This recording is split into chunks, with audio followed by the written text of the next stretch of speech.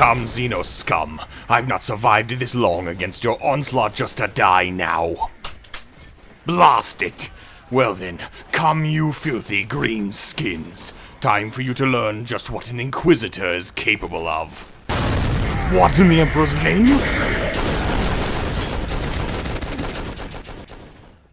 Stand down, Inquisitor. You need not fear us. Ah, if it isn't the Apocera Sigillum, come to my rescue. The Emperor truly smiles on me this day. You know of our mighty chapter, Inquisitor. This surprises me greatly. We have been under the impression that the Segmentum Solar knew little of the more outlying chapters like ourselves. You would be correct. Widely speaking, that is. However, recently an Inquisitor, that being my predecessor, uncovered a large grimoire of long-past documented chapters, such as your own, for example, and the Greater Inquisition bestowed upon him the duty of revising our long-old records of said chapters. After his disappearance and presumed death, I was assigned this duty in his place. I see. You do not waste words nor time, it seems. Regardless, I will escort you to our rendezvous point. It is there you will likely be taken into orbit, while we continue our purge of the greenskins. Be assured, however, you will be granted the opportunity to fulfill your assigned role, with our chapter as your next subject. Inquisitor Grevik's second personal log entry and 6 overall. What follows is a detailed account of the Apis Guardians chapter of the Adeptus Astartes, or as they are more fondly known, the Space Bees. Before I begin, a personal note. I have been indisposed as of late due to a crash landing of my personal vessel after an unforeseen warp storm during void travel. The world I landed on was infested with greenskins, and thus left me in a precarious position. Thankfully, however, the Emperor deemed my death not to be for the time being, and saw fit to send forth his mighty Astartes to my aid. Even more so of a blessing, they are of a chapter that is listed amongst those in Inquisitor Igiel's grimoire. Thus it is my charge to update and reaffirm our records of them, hence this log. Though there are others I had intended to see to before this chapter, I cannot ignore the clear and present will of the Emperor to see this one before the others. End of personal note. The Apis Guardians chapter of Adeptus Astartes are fascinating to say the least. The chapter was founded in 601 M32, after the War of the Beast, thus making them a 4th founding chapter, the greatest in scope since the first founding. According to their chapter librarian Vladislav, the chapter was derived from the Raven Guard, and were formulated after a successful intervention against a Drukhari raiding party upon the agri-world of Ambrosia, in a rare case of the Drukhari being crushed so succinctly and efficiently.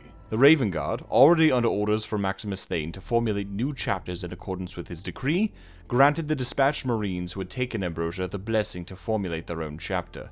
The people of Ambrosia began revering the Marines before their official founding had been finalized, and already took to calling the Marines, that had fought for their world, the Apis Guardians. The Marines drew inspiration from this and officially christened themselves as such, also known as the Apocerum Sigillum in High Gothic, though they would come to earn one more name in their future. After constructing their fortress monastery upon the world of Ambrosia, the chapter then began establishing themselves as a patrolling force within the planetary cluster, to ensure the entire sector was secured. This has become a principled routine for the chapter, so in many ways they are often spacebound as any other. Having been on Ambrosia for quite some time by this point in my log, I have come to observe the planet's unique environs and agriculture. Though officially categorized as an agri-world, it is quite clear that that is by the slightest of margins. Ambrosia is far closer to a death world than it has any right to be. Though the settlements and Fortress Monastery remain cleared of immediate dangers, the outlying areas and jungles are rife with tentacle-like vines and carnivorous fauna. Amongst these frightening shrubberies is a curious flowering plant. I inquired with Vladislav about them, and his official response is as follows. The plant of which you speak is locally known as stature. They are a mutagenic vegetation which can be found across Ambrosia, and a few of the surrounding worlds. In early years of the world's colonization, humans released Terran Anthophila to test if a foreign species of insect could adapt to the new environment. In a manner of speaking, they succeeded. The Anthophila attempted to consume the pollen from the stature flower. This led to the insects mutating into massive carnivorous monstrosities, which ravaged the planet. Though the local human population has adapted to their presence, they are still an ever-present threat. I thanked Vladislav for the explanation. however it left an additional inquiry buzzing around my mind. What follows shall be redacted from the final log to the Inquisition, and shall remain so until the Emperor himself orders I reveal its contents. For what I am about to recollect would be perceived as heresy to the Ordo Xenos of the Inquisition, and to the Ecclesiarchy. I inquired further with Vladislav about the mutagenic flowers and whether or not they were prominent examples of its mutagenic influences.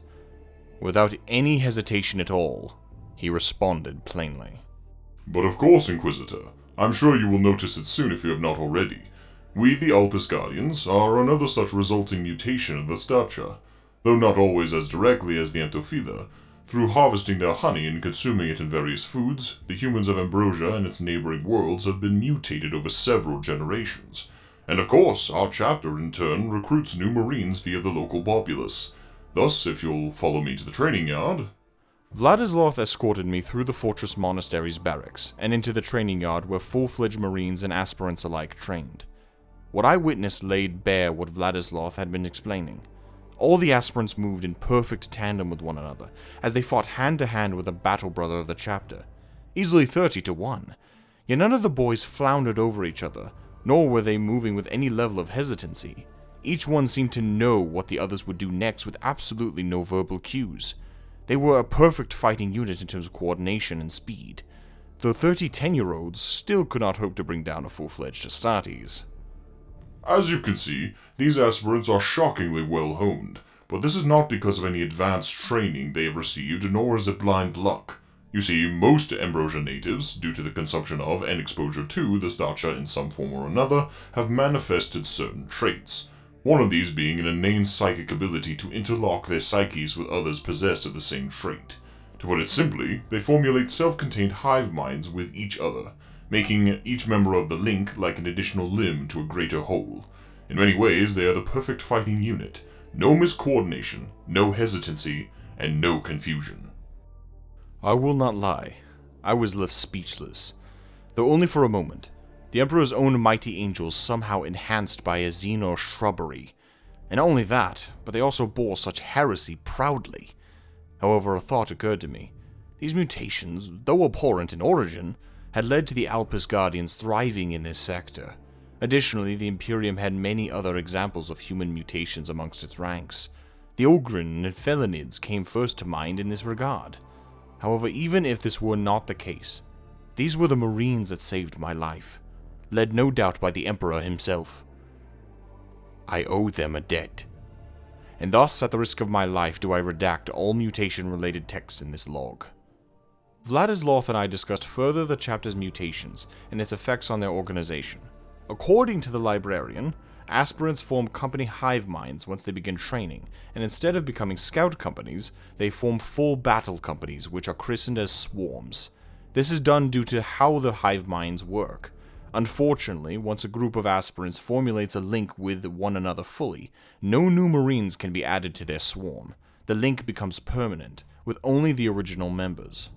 Therefore, scout companies are made up of the chapter's veterans, as they are what's left of swarms that were whittled down to minuscule elite numbers.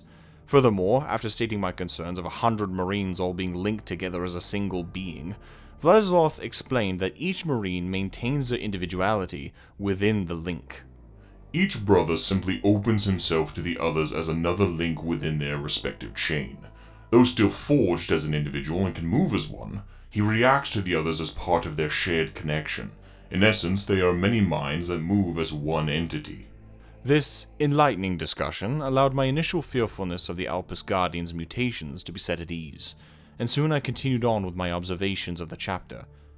Side note, while traversing the local hive city, I heard many civilians reference the Alpus Guardians as the Space Bees, in light jest. I note it here in this log as I find it a fitting pseudonym for the chapter, all things considered. Returning to the greater log, I inquired further with Vladislav in regards to the chapter's history. However, he was being called to join the chapter's patrolling companies on their battle barge, and thus did not have the time to donate to me further. However, he brought me to another who could. Deep within the Fortress Monastery, Vladislav escorted me to the Hall of Champions, to the chapter's dreadnoughts. Many were still in their deep, slumbering tombs. However, there was one awake within the furthest bay. The same dreadnought that had saved my life against the Greenskins. Since this meeting was not at the back of a Greenskin horde, I was able to properly take in the dreadnought's adornments. He was clearly much older, and well venerated given the numerous engravings, purity seals, and painted over ancient battle scars. You do not yet slumber, Nikolai. Though I suspected as much. You should allow yourself your due slumber until you are called for once again, brother. Vladislav declared loudly, the old dreadnought's metal chassis adjusted, its servos and gears audible with even the slightest movement.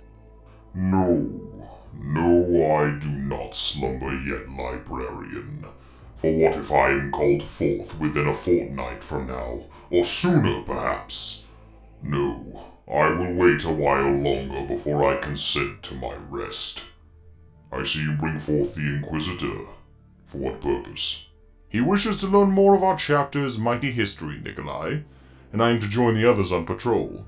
As you've chosen to remain awake, I thought this an apt use of your time. The old dreadnought adjusted himself once more to better hone in on me. I felt his focus on me through the tomb which bore him.